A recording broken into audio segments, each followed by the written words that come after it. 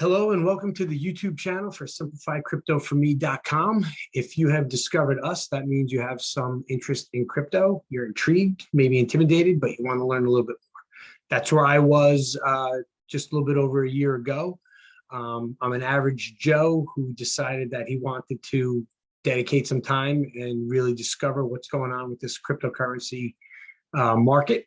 And since then, I've invested thousands of hours and a lot of time really just trying to digest and learn and understand. I'm going to be 50 years old this June. So this has been a whole new process for me. I'm out of my comfort zone. I'm not a tech savvy person.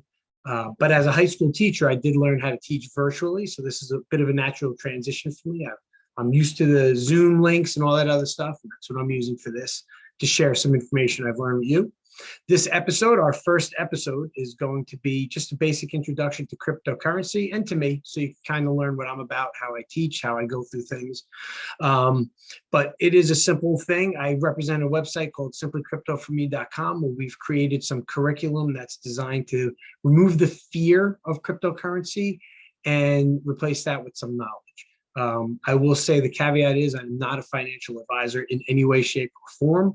What I'm giving you is my opinion, my advice, and I'm just sharing what I've learned.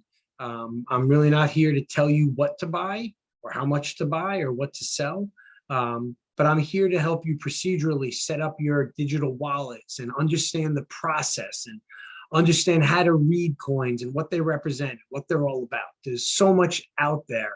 I really want to be your guide to kind of help you along this process. If you do happen to sign up to my class, it's a live class. You're given plenty of time for questions. It's 90 minutes just for $50, and that allows you to stay in touch. If you have any questions or concerns or successes that you want to share, we're going to stay in touch thereafter. And I'm really excited about the whole process. This is a natural thing for me to share, and I'm just very excited. I started this about 3 years ago. I invested $50 into Bitcoin, which is the grandfather of all crypto. I quickly saw that crash to $11 and gave up and didn't really look at it for another 2 years. But then suddenly when I did look at it again, 11 had become 78. And I thought, that's some significant growth. Maybe I need to investigate. And that's all I've been doing. So I hope you'll subscribe to my channel. I know there's not many subscribers. I think there's only one, and I'm sure it's a family member, but we're going to get there. I really want to share this information. Hopefully, you'll like the way I deliver it. And if you have any comments or critiques, I'd love to hear them in the comment section below. But here we go. We're going to talk basic cryptocurrency right now. I'm going to share my screen and pull up a little bit. It's a real quick slide presentation. This shouldn't be more than 8 minutes or so of information. So here we go. What is a cryptocurrency, right? That's what everyone wants to know. Everyone's asking the question, and you could see it. It's presented in so many ways out there. Sometimes it's well done. Sometimes it's really confusing, and you go in and you know less than when you start. So I'm going to try to take it slow, and we'll see how it goes. But here you see, cryptocurrency is a digital or virtual currency that is secured by cryptography, which makes it nearly impossible to counterfeit or double spend. And cryptography is something that's been around for thousands of years, and it's just been kind of put in a digitized form into these algorithms, and it makes for very secure networks that we don't have in other areas with banks and stuff. Many cryptocurrencies are decentralized networks based on blockchain technology. You're going to hear blockchain all the time in these videos. We'll actually dedicate an entire video to blockchain, its technology, and what it's all about. But for now, you need to understand it's quite simply a distributed ledger enforced by a network of computers. And what that means is not the government involved, it's people that are out there, and they're the ones who are approving transactions. It's thousands of computers working together to read an algorithm, make sure all contracts and terms have been met, and once it's approved, it gets thrown into the blockchain, and it's cemented there forever, and it's really not able to be changed at that point. So it's pretty interesting stuff. And it's going to get more interesting as you get into it. The number one things I always recommend to people is do your own research as well. I could tell you what I've learned, but you're going to read different things and interpret things differently. You might find different videos, and there's so much out there. You can never do enough research. You can never have enough information. So really see what's out there.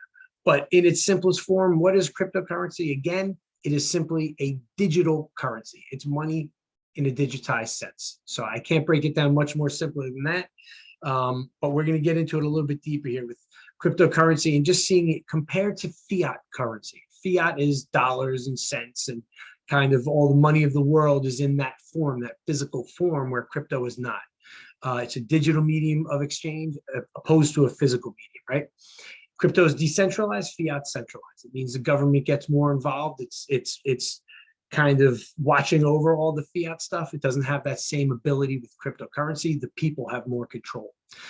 One of the keys for me, there's a limited supply of cryptocurrency. There's not an infinite amount of Bitcoin or other coins that are out there. It's a limited supply. Whereas right now with fiat currency, right after the pandemic or during the pandemic, we have governments printing wads of money with really nothing to back it up. And that's hurting the value of fiat currency, whereas cryptocurrency is a limited supply. So that's very intriguing to me. I want to buy something that's limited. It's more on a level of gold or silver, and that's how it's viewed, a digitized version of a precious metal almost. And where people wonder, how does Bitcoin even have value? Well, it's the same as with precious metals. Both are limited in quantity. Both have select use cases, where precious metals usually have some type of industrial application. Bitcoin has more of a financial services ecosystem application.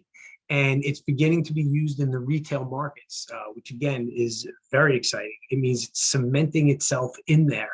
And if it's going to be traded in a retail format, in other words, you could go and use Bitcoin to buy a TV or a car or a candy bar. It's going to grow. It's here to stay. That much I think we know for sure now. It's really come a long way. It's gone over a lot of hurdles, but I think it's hard to disagree that it's here to stay. You see a little section here talking about risk with hackers and scams and no protection. And again, everything is subject to that, right? Bank accounts get broken into, money gets transferred, money's double spent. So there is always risk. And as with anything, this is investing. Investing is gambling. You never want to invest money that you can't afford to lose. That's critical with this. You never just want to be in that position where you're just, there's nothing you can do to recover what you lost or to recoup that, right? So this is a great graph that I found. I think it's the whole story. It tells you everything you really need to know right now with what's happening in the world. And when I tell you this, I'll tell you that as of right now, less than 13% of the United States is invested in cryptocurrency. That number is going to go up. And it is time to start if you haven't yet. But if you look at this, it's comparing Bitcoin, which is the grandfather of all crypto, started in 2009. It's comparing that to oil, to gold, and to the Dow Jones.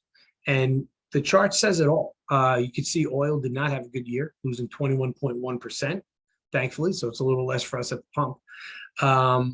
The Dow Jones did what it usually does. It gained a little bit, gained 6.8%. Nothing to shake your head at. That's nice growth. You'd be very happy with that. And gold had an even better year at 23.4%. But then you look at Bitcoin at 294%. That's staggering. What else is growing in that way? There's nothing. There's just nothing that's growing that way. And to cement it even more, Bitcoin ATMs are popping up all over the place. As of January 2020, there were 4,200 Bitcoin ATMs.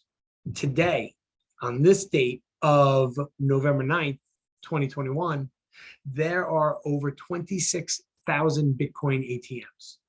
That's huge growth. If you don't think that it's happening before your eyes. Now that I'm mentioning it, you're gonna start to see these machines popping up all over the place. So again, extremely exciting. And you're really getting in on the ground floor because this is still in its infancy. And again, Bitcoin, it's the grandfather. We could do a segment after segment after segment on Bitcoin and what it is. But to put it in its simplest form, it's a decentralized network of digital currency. It's a way of transferring currency, right? Money. That's what it is in a nutshell. It's a ledger of transactions that's recorded and uploaded into the blockchain. And you can't change all those previous transactions. Too many computers approve them. They know that they're there. If you ever wanted to try to manipulate the system, you would literally have to be able to go back for every transaction of Bitcoin and change them all.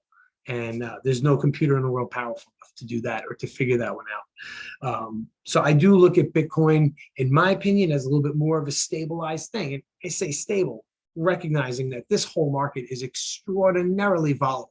Bitcoin just a few weeks ago was up around 67,000. It's down to around 49,000 as of today, which is significant droppage. But it's very funny how you read that, and we'll have other videos. But if I had to say it very succinctly, what happened was a lot of people bought high and sold low. So they lost money and panicked. The people that hold large amounts of Bitcoin and those wallets, those addresses are right there for anyone to see. You don't know whose they are, but you know they exist. Those didn't move at all. They held on to what they have, and in some cases they bought more. And these are the people that have made a lot of money off of this. They understand the market. And so that whole philosophy of making sure you buy low and sell high, it sounds easy, but a lot of people panic and they do the opposite. But have no fear, I do believe this market is going to rebound strongly. So again, this has just been a brief introduction to cryptocurrency, a little bit of an introduction to me. I'm going to be uploading a ton of videos. So again, I ask you to subscribe, give me a chance. Give me a little bit of feedback. I need to know what I'm doing right, what I'm doing wrong, and I want to grow into this. I'm not going to stop, just like cryptocurrency is not going to stop. So I'm loving this. You can see a little information on our classes right down there on the screen. And I would love for you to visit our website. And if you so choose, sign up for a class, and we'll see where we go from there. All right. Thank you so much for joining me. This has been a lot of fun, and I'm looking forward to uploading a lot more content. Thanks. Have a great day.